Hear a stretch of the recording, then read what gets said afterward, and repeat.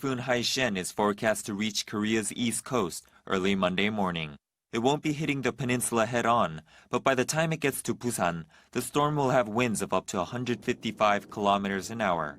The Ministry of the Interior and Safety advises people to stay away from areas vulnerable to flooding and landslides.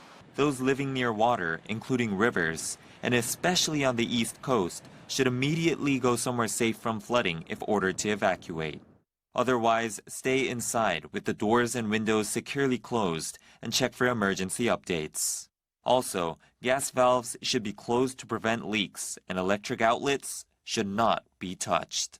In urban areas, avoid construction sites because the wind can blow dangerous materials into the street and cause severe injuries.